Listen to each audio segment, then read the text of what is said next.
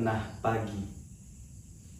Ketahuilah, aku tak baik-baik saja tanpamu. Biarlah waktu yang bergegas. Jangan pikirmu, apalagi hati, apalagi langkah. Malam makin larut, dan mata belum menyerah. Mendampingi kisah yang menggelar gelap, tanpa pernah menjelang pagi. Sebab tentu saja, merpati putih atau gagak hitam sama di naungan matahari musim hujan. Sama indahnya serupa biang lala, patut untuk dimaknai. Kopi yang kuseruput ini, kau tahu, takkan mampu memulangkan beberapa senja kita di pantai. Dia hanya bisa menahan kepedihan agar tak membanjiri pipi. Mungkin pada akhirnya kita harus menyikap kata agar tak semakin terluka. Desember 2018. Assalamualaikum warahmatullahi wabarakatuh. Hai sahabat Elipsis, kali ini berbeda dan spesial karena bincang-bincang di Elipsis kali ini kita mendatangkan langsung narasumber kita di studio dak-dakanya Elipsis. Nah, kali ini siapa sih yang kita datangkan dan siapa sih tadi yang sudah membacakan sebuah puisi yang wow? Aman, tolong dikenalkan siapa narasumber kita pada hari ini.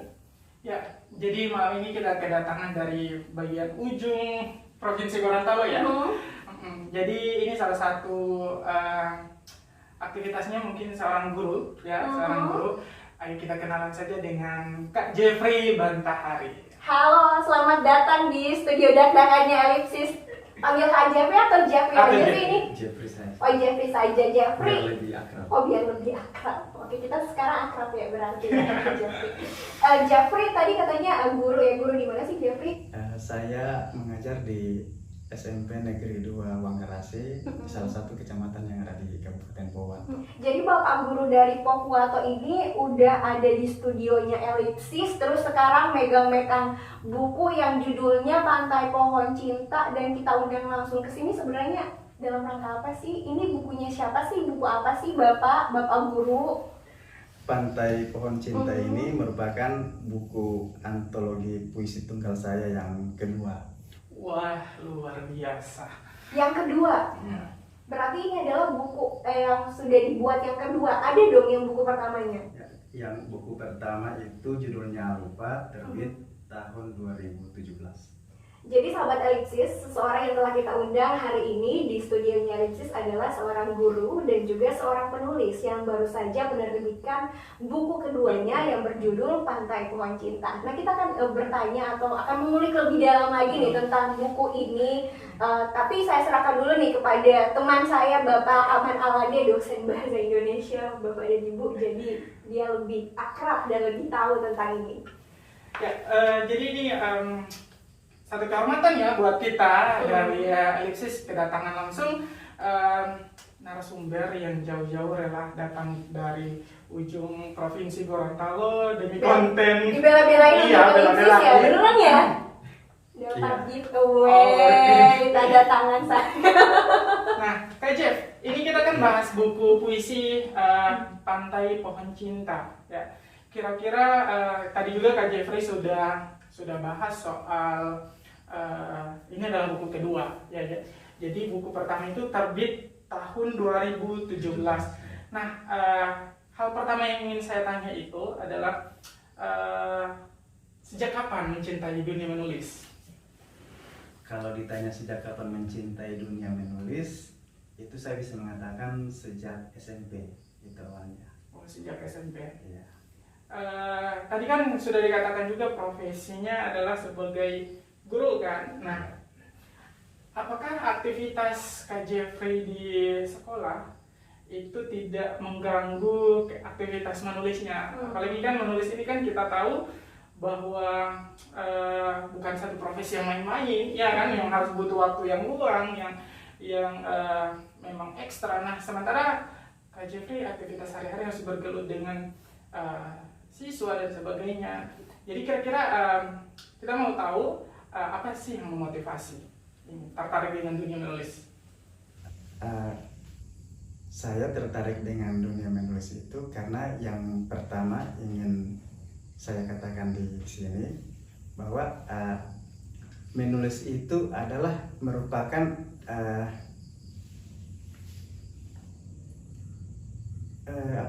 untuk yang pertama kali ketika saya menulis itu adalah yang pertama mengeluarkan unek-unek yang mungkin tidak bisa saya sampaikan secara lisan, makanya saya lihat tulisan.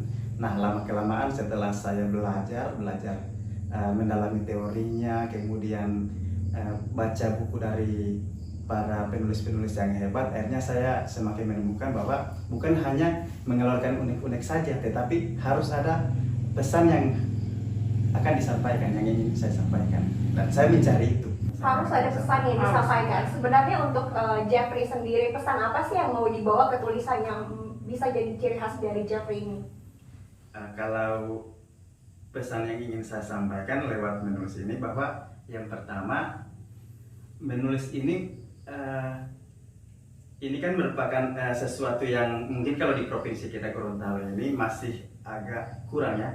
Kita masih kekurangan referensi-referensi. Misalnya kayak saya sebutkan, ketika kita mencari mengenai Gorontalo, itu kita masih sangat kurang. Nah, saya ingin bahwa dengan saya menulis ini setidaknya bisa setidaknya bisa menghilangkan referensi-referensi yang kurang. Kalau misalnya, tapi saya memilih fiksi seperti itu. Kalau dulu semasa kuliah yang saya tulis itu non fiksi, semacam artikel, opini. Baik. Nah, saya menulis fiksi ini juga sebenarnya tidak sengaja. Tidak sengaja. Ya, Tidak sengaja tidak bagaimana sengaja. sih? Iya. Dan bisa digeluti sampai sekarang, berarti kalau sekarang sudah sangat disengaja dong. Kenapa Iya, bisa sudah seperti disengaja itu? kalau untuk sekarang. Saya katakan tadi tidak sengaja itu, yang pertama waktu masih semasa kuliah kan bacaan-bacaan saya itu paling banyak bacaan-bacaan yang agak berat. Nah, pada saat itu Berat. ya, Berat menurut sekali. teman-teman saya seperti itu. Misalnya saya sebutkan baca mengenai Das Kapitalnya Marx, Mars. Nah, seperti oke. itu. Kemudian tiba-tiba pada suatu kesempatan saya membaca bukunya Pramudia. Oh. Nah, dari situ Itu umur saya berapaan sih? sekitar umur 18 tahun mungkin. Berapa tahun yang lalu? Iya, sewaktu masih kuliah. Oh, waktu masih muda.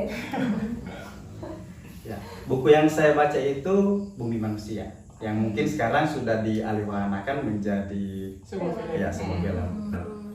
Jadi bisa dikatakan bahwa sebenarnya yang menghantarkan seorang Jeffrey ini ke dunia tulisan fiksi ini adalah sosok tulisan dari Pramudia ya, Pramudia. Kira-kira punya tantangan tidak ketika peralihan yang tadinya membaca sesuatu yang sifatnya berat, sementara kalau fiksi ini kan dia bahasanya lebih menghibur, kemudian bahasanya juga lebih santai. Nah, kira-kira menggabungkan proses peralihan ini dari yang tadinya membaca yang sesuatu yang berat ke sesuatu yang sifatnya fiksi ini, ada perasaan yang berbeda tidak ketika membacakannya? Iya, saya rasakan ada yang berbeda. Misalnya pada saat pertama saya menulis puisi, itu diksi yang saya sering gunakan itu masih sangat bersifat atau berbau non fiksi. Masih banyak kata-kata yang saya gunakan itu yang berasal dari kalimat-kalimat yang mungkin di dunia fiksi itu tidak digunakan, terlalu keras mungkin seperti itu. Makanya saya belajar membaca teorinya karena saya kan bukan anak sastra. Kebetulan saya banyak memiliki teman-teman yang anak sastra. Nah, dari mereka saya belajar dan kemudian saya mengetahui bahwa ternyata bukan hanya anak sastra saja yang bisa untuk belajar sastra. Anak dari jurusan lain juga bisa. Jeffrey dari jurusan apa sih kemarin kalau boleh tahu? Kemarin waktu kuliah saya di jurusan PPKN. PPKN. Iya. Terus sekarang jadi penulis. Penulis. Tadi kan dibilang untuk suka menulis awalnya tidak sengaja, terus akhirnya sekarang terbawa. Kenapa sih tetap mempertahankan dan sekarang malah telah mengeluarkan 2 buku, yang kedua ini Pantai Pohon Cinta. Kenapa bisa seperti itu? Apa sih yang menarik? Apa sih yang membuat tetap bertahan di dunia kepenulisan ini? Yang membuat saya tertarik dan bertahan sebenarnya simpel saja. Yang pertama bahwa untuk di kalangan saya, karena kebetulan saya waktu kuliah itu saya ikut organisasi juga, organisasi ekstra kampus. Jadi di kalangan kami itu ketika ada orang yang membaca fiksi itu mungkin dianggap hanya dipandang sebelah mata seperti itu. Tapi ketika ada orang yang misalnya membaca hegemoninya Antonia Gramsci, itu mungkin bisa dianggap sesuatu yang hebat. Tapi ketika misalnya orang hanya membaca novel, baca cerpen, baca puisi, itu tidak terlalu dianggap. Bahkan puisi-puisinya Wiji Tukul yang sering dipergunakan untuk teman-teman ikut demonstrasi, itu mereka hanya mengetahui bahwa mungkin puisinya Wiji Tukul itu hanya satu saja, yang itu saya lupa judulnya, tapi yang ada adalah tai yang gitu ya. Itu juga sering, tapi yang ada kata-katanya itu yang terakhir itu hanya ada satu kata, lawan. Itu yang sering kali dipergunakan. Tapi ketika ditanyakan apakah mereka memahami isi puisi itu, ya mereka hanya jawab simpel bahwa dengan puisi itu Wiji Tukul ingin menyuarakan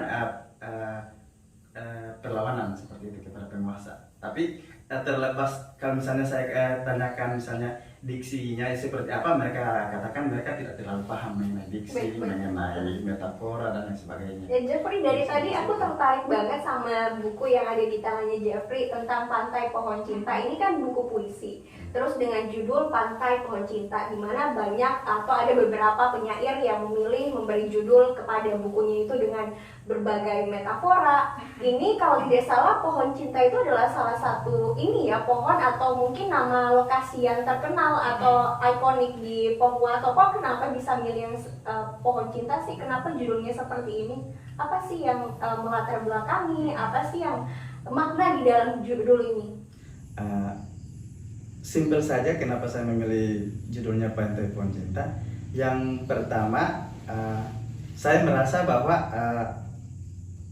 tempat wisata Pantai Pohon Cinta ini mungkin yang paling banyak tahu itu hanya anak-anak Pohuwato. Yang dari daerah kabupaten lain di Provinsi Gorontalo ini mungkin hanya mendengar saja, belum terlalu tahu mengenai pohon cinta. Nah, dari situ saya ingin setidaknya ikut mempromosikan bahwa di Pohuwato itu ada Pantai Pohon Cinta. Begitu. Apakah karena ingin mempromosikan juga, apakah puisi-puisi dalam itu ada banyak yang puisinya berlatar di pohon cinta, atau mungkin puisi-puisinya ditulis di pohon cinta? Kalau khusus untuk ini kan Pantai Pohon Cinta, saya pilih sebagai judul itu dari sebuah puisi juga yang saya beri judul Pantai Pohon Cinta. Kebetulan saya membuat judul ini itu di Pantai Pohon Cinta pada waktu sore hari. Nah, dan itu saya pergunakan untuk judul buku ini Pantai Pohon Cinta. Tapi untuk buku yang puisi-puisi yang lain itu sangat beragam ya. Tidak hanya membahas mengenai Pantai Pohon Cinta, tapi ada beberapa tempat-tempat yang saya anggap tempat-tempat yang punya momen. Nah, itu saya tuangkan di buku ini. Jadi Pak Aman ini diberi judul Pantai Pohon Cinta karena ada salah satu puisi di dalam, ada puisi yang judulnya juga Pantai Pohon Cinta, dan diberi judul pas ada di pohon cinta. Jadi mungkin kalau sekarang Jeffrey menulis sebuah puisi dan lagi di studionya Ellipsis, mungkin bakalan dikasih judul apa kira-kira Jeffrey? Studio Ellipsis atau Ellipsis Ajeng mana lagi? Ya, mungkin tergantung apa yang, karena biasanya saya memberi judul puisi itu nanti setelah selesai puisinya. Ini di dalam buku ini ada berapa puisi sih di dalam? Kalau tidak salah ini isinya hanya sekitar 80 puisi atau 80, lumayan, banyak banget lah itu. Untuk 80 puisi itu apa semuanya ditulis dalam tahun yang sama, atau mungkin ada tahun-tahun yang berbeda terus dikumpulkan menjadi satu, dimasukkan dalam buku Pantai Pohon Cinta? Sebenarnya draft ini sudah lama, dari sejak 2017 saya membuat buku kedua lupa itu, kemudian saya mempersiapkan untuk buku kedua saya. Namun kalau untuk draft pertanyaan saya ceritakan sedikit, puisi yang saya buat itu mungkin 100 lebih. Tapi setelah kebetulan ada beberapa senior saya yang juga terjun di dunia sastra. Nah, saya sering berkomunikasi dengan mereka. Akhirnya setelah ada masukan-masukan dari mereka, akhirnya bahkan ada sekitar 10 puisi yang saya tidak masukkan di buku ini karena itu dianggap tidak mewakili apa yang ingin saya sampaikan di sini. Makanya saya buang. Mungkin itu untuk buku yang ketiga ya. Ya belum tahu juga karena itu kenapa saya buang karena itu temanya itu beragam. Ada yang membahas mengenai masalah korupsi, ada yang membahas mengenai masalah masalah sosial yang lain, misalnya apa yang saya ingat tuh? Ada banyak lah Banyak, masalah ya. kompleks yang Masalah kompleks maksudnya jauh yang dari tidak sesuai ini, dengan tema makanya yang saya tidak sampaikan. dimasukkan dalam sini. Mungkin bisa disebutkan nama teman-temannya itu yang sudah turut juga Iya. berkontribusi untuk luncurnya buku ini. Jadi mungkin mereka jadi pembaca pertama kali ya karya-karyanya. Kalau untuk pembaca pertama itu senior-senior saya yang kebetulan mereka juga dari jurusan bahasa Inggris, masih anak sastra juga. Itu Kak Asrawati Nusi, kemudian ada Kak Samsudin Ishak, dan kemudian ada juga penyair Gorontalo Kak Jamil Masa. Kak Jamil juga, Masa. ya, Luar biasa. yang menjadi pembaca pertama puisi-puisi saya. Jadi mereka juga ikut andil ya Iya. untuk terbitnya buku ini. Nah, Jeffrey, mungkin kalau orang-orang di luar sana, sahabat-sahabat Elixis, mungkin yang banyak pertanyaannya sekarang adalah apa sih yang menarik dari buku Anda? Kenapa saya harus membeli buku Anda dan kenapa saya harus membaca buku Anda? Itu kalau ada pertanyaan seperti itu, Jeffrey mau jelaskan seperti apa? Atau spesialnya dari buku ini apa? Apa sih yang menarik? Sebenarnya yang menarik dari buku ini kalau menurut saya, Ini masih berpikir karena saking banyaknya yang menarik Iya. mungkin ya. kalau menurut saya ini kan puisi ini kan ketika kita tulis kemudian kita terbitkan, itu sebenarnya kalau menurut saya pribadi saya sudah tidak terlalu memikirkannya karena itu sudah menjadi milik masyarakat. Jadi entah bagaimana pandangan mereka, ya. Kalau ditempatkan seperti ini, ada beberapa buku puisi yang kita jajarkan bersama. Iya, bisa. Apa yang akan menjadi pembeda dari buku punyanya Jeffrey dengan buku puisinya orang lain? Apa sih yang berbeda? Apakah di sini mengangkat tentang kearifan lokalnya atau mungkin gaya puisinya Jeffrey yang memiliki struktur tersendiri yang seperti ada juga puisi yang 2 titik berapaan gitu? Iya. Atau mungkin apa sih yang beda? Apa sih ciri khas dari buku ini? Kalau mungkin bisa saya katakan secara singkat bahwa yang membedakan buku puisi saya ini puisi saya ini bercerita mengenai kenangan saja. Hanya kenangan. Berat, kenangan. Oke, kenangan dari siapa? Ya, kenangan yang saya maksudkan di sini bukan kenangan saya saja, tapi bisa berasal dari misalnya ketika saya selesai membaca beberapa buku, kemudian saya langsung tergerak untuk menuliskan puisi. Kemudian yang lain misalnya ketika saya telah selesai menonton sebuah film atau misalnya melihat secara langsung misalnya teman-teman saya, nah itu saya kemudian tuangkan.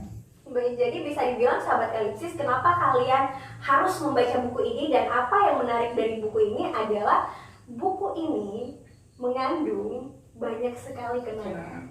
Nah, kalau kita berbicara kenangan, kira-kira ada tidak dari 80 puisi ini yang menurut Jeffrey sendiri itu adalah puisi yang paling menjadi paling mengandung banyak sekali kenangan. Dan itu mungkin proses menulisnya memang harus benar sungguh-sungguh sekali menulisnya, terniat sekali.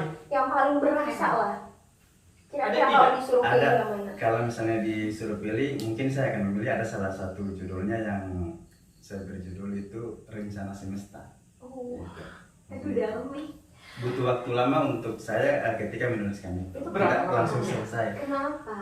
Ada apa dengan puisi itu? Kenapa? Kenapa sayang? Kenapa? Atau berapa lama proses menulisnya? Prosesnya mungkin sekitar setelah jadi itu kan pertama belum jadi, itu kan hanya 3-4 paragraf kalau tidak salah. Nah, puisi itu terinspirasi ketika saya membaca sebuah puisinya Bang Jamil Masa. Oh ya ampun, Bang Jamil dipuji lagi. Betul ya.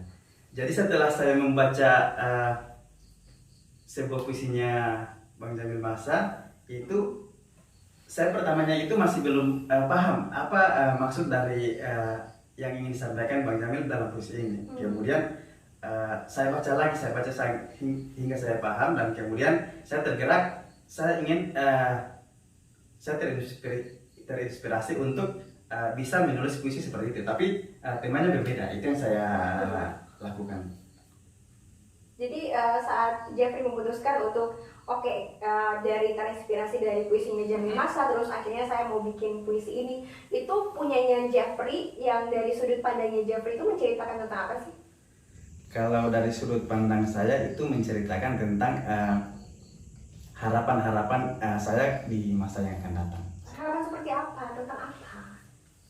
Tentang hidupnya Jeffrey sendiri, atau tentang kekasihnya Jeffrey, atau tentang Ya, bisa dikatakan Bowato, seperti itu ya. seperti itu yang siapa? Untuk siapa? Kekasih? Harapan Rahasia terhadap mungkin, ya. seseorang. Saya agak ngotot ya. Baik, untuk kalau kita berbicara buku ini, tadi kan kita sudah panjang lebar berbicara proses penciptaannya, kemudian berapa banyak karya yang ada di sini. Buku ini terbit tahun berapa? Buku ini terbit tahun 2020 pas bulan Agustus kemarin. Wah, berarti Barusan baru ya? baru dilahirkan. Oh, jadi ini buku angkatan corona ya, bisa dibilang. Bisa dibilang seperti itu. Nah, kalau soal kembali lagi ke tema tadi ya, ini kalau misalkan seorang Jeffrey sendiri biasanya menulis puisi, apalagi ini sudah buku kedua kan, fokusnya lebih ke genre apa untuk tulisannya? Apakah memang dari buku pertama sampai buku kedua memang fokusnya hanya ke genre yang berbau romans saja? Apalagi ini buku kedua yang mungkin dari judulnya saja, Pantai Pohon Cinta, yang barangkali mungkin secara umum orang pasti menafsirkan bahwa buku ini pasti banyak tentang kisah cinta. Nah, kalau seorang Jeffrey sendiri, genrenya itu lebih fokus kemana? Apakah fokus ke romans saja, atau mungkin barangkali ada juga yang banyak mengangkat isu-isu tentang Gorontalo atau tentang sosial? Kalau untuk puisi-puisi yang selama ini saya tuliskan, itu bukan hanya puisi romans saja, tapi ada seperti yang saya katakan tadi, ada juga yang mengangkat tema-tema sosial, kemudian ada juga yang masalah-masalah religius. Nah, masih banyak itu puisi-puisi saya. Tapi untuk buku yang kedua ini saya khususkan yang mengangkat tema romans seperti itu.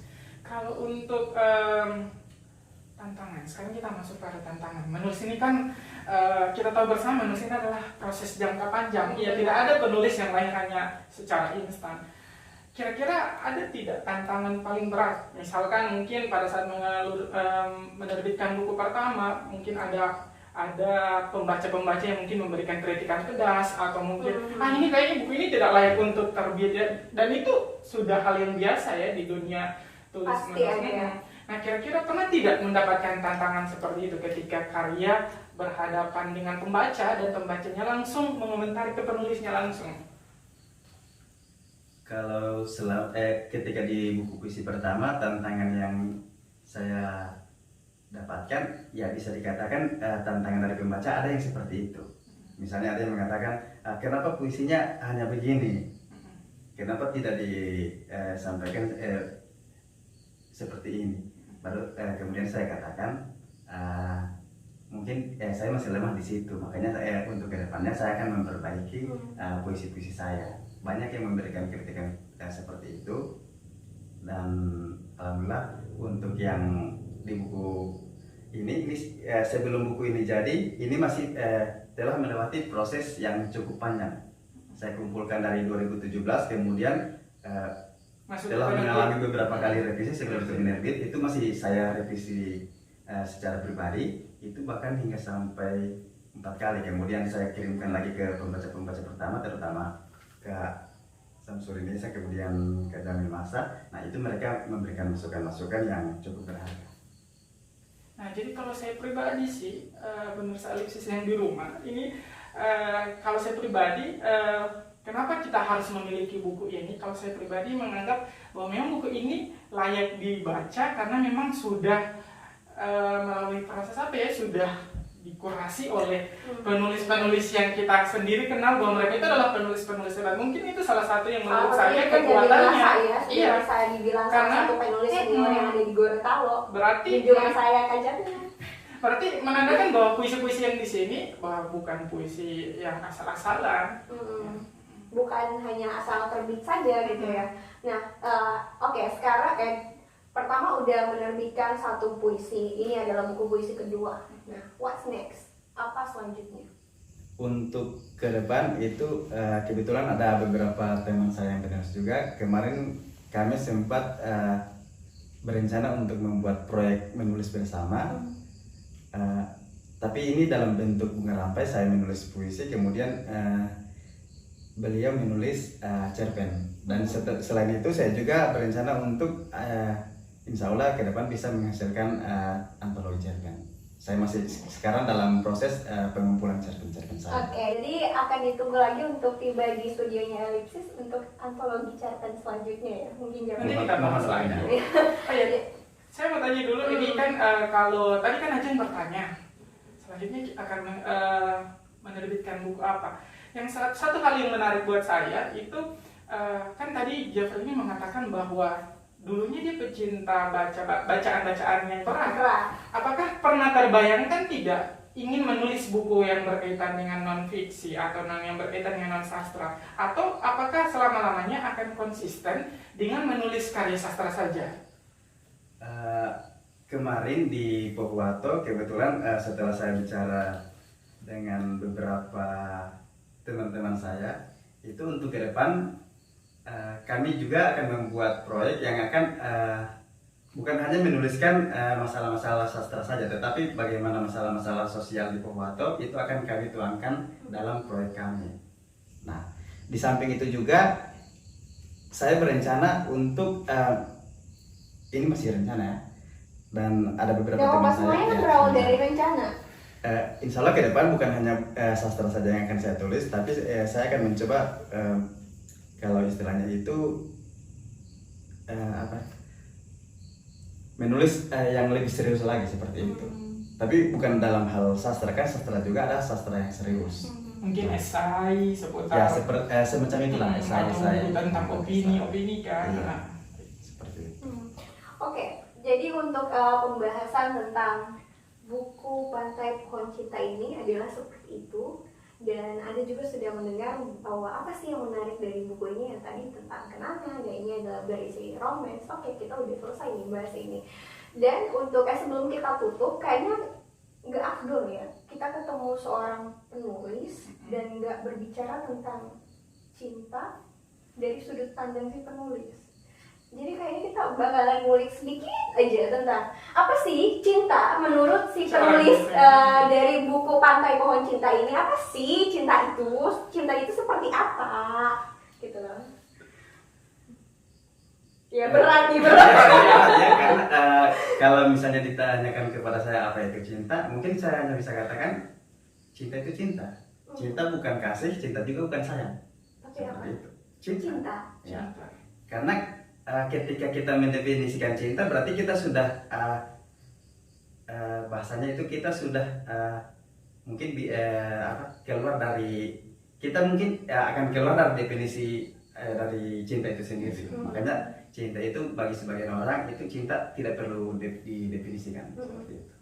Jadi seorang penulis, apalagi penulis puisi, kan biasanya dianggap bahwa penulis puisi itu adalah orang yang sering mengumbar cintanya lewat kata-kata. Itu betul tidak? Sering gitu tidak? Tidak juga. Oh tidak juga. tidak juga. Oke, tidak juga. Ternyata tidak seperti itu ya. Ya, tidak. Pak Ahmad mungkin ada lagi Pak Ahmad?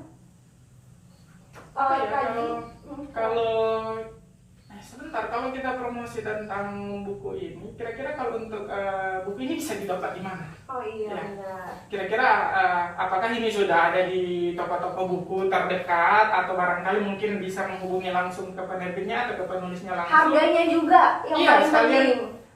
harga, tapi kayaknya kalau harga mungkin bisa langsung japri ya, japri ke. Cuma yang paling penting itu adalah buku ini bisa didapatkan di mana? Atau mungkin bisa sekalian juga kasih kontak media sosialnya Kak Jeffrey, silakan. Buku ini saya masih terbitkan secara pribadi, secara indie, dan kemarin saya hanya memesan hanya sedikit saja, hanya sedikit, dan alhamdulillah sekarang yang tersisa itu masih sekitaran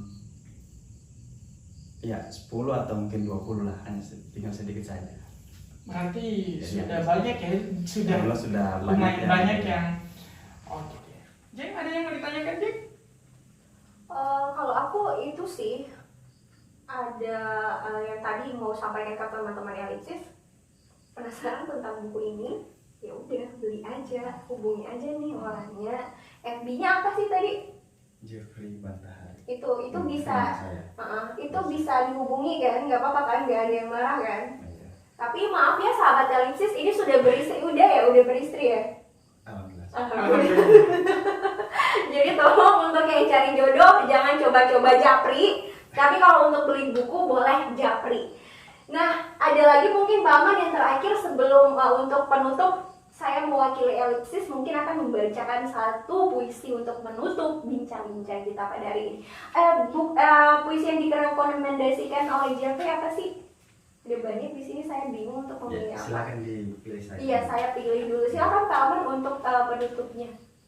Berbincang-bincang. Kalau tadi kan kita sudah bahas banyak ya, kira-kira saya hanya minta tips aja deh ke Kak Jeffrey, apalagi ini kan bisa dikatakan salah satu orang asli Gorontalo yang sudah mulai bergelut di dunia menulis, dan ini salah satu upaya untuk meningkatkan literasi di Provinsi Gorontalo juga. Saya mau minta tips saja untuk mungkin pendengar atau penonton setia Elipsis yang ada di rumah, kira-kira ada tidak pesan untuk menjadi seorang penulis, kira-kira hal apa yang harus dilakukan? Silakan. Yang pertama, kalau untuk pesan bagi yang ingin menulis itu, yang pertama harus banyak membaca dulu. Karena ketika kita menulis kemudian kita kurang membaca, itu rasanya tidak adil seperti itu. Nanti tulisan-tulisan kita itu tidak mungkin akan banyak yang kurang di sana sininya. Makanya sebelum kita menulis itu, pertama kita harus banyak membaca dulu. Itu yang pertama. Kemudian yang berikut, kita harus rutin untuk menulis itu. Kita harus menjaga semangat untuk menulis itu. Harus Itu yang sangat konsisten penting. ya. Konsisten. Oke, baik, kita harus konsisten, dan hasil dari konsisten itu kita bisa lihat bahwa Jeffrey bisa menerbitkan 2 buku sejauh ini. Ada buku yang pertama dan ini adalah buku kedua yang wajib untuk Anda miliki, karena ini adalah buku yang mengandung banyak sekali kenangan, yang mungkin kenangan-kenangan Anda ada salah satunya di dalam sini. Bisa terwakilkan ya. Iya benar. Baik, terima kasih Jeffrey sudah hadir di studio Elipsis kali ini, dan kita akan tunggu mungkin bincang-bincang selanjutnya. Kita akan bahas tentang buku yang ketiga ya Pak Aman ya. Dan Bersedia kan? Insya Allah. Oke. Oke, terima kasih banyak sekali lagi sudah mau hadir. Baiklah sahabat Elipsis, demikianlah bincang-bincang kita, dan untuk penutup dalam bincang-bincang ini, saya mewakili Elipsis akan membacakan salah satu puisi dari buku Pantai Pohon Cinta ini, puisi Jeffrey yang berjudul Besok Desember Bulan Yang Kita Nanti. Belahan jiwaku, sebenarnya ini hanya sekecil bintang yang telah lama kumpendam. Jauh sebelum senja di pantai pohon cinta, atau langit maghrib buah lemo, memikatku untuk senantiasa penuh syukur ke Ilahi Robi atas dikau yang setia menemani perjalanan sunyiku. Bagaimana jika tahun ini kita merayakan segala tanpa siapa-siapa ataupun tanpa apa saja, hanya menyesaki jiwa, hanya berdua, hanya kita. Tanpa tanya, tanpa perih, tanpa luka, tanpa lilin, tanpa purnama, bahkan tanpa puisi. Bersediakah? Jika iya, maka tak perlu. Sahabat Elipsis, demikianlah bincang-bincang kita kali ini dan sampai jumpa di bincang-bincang selanjutnya. Dadah!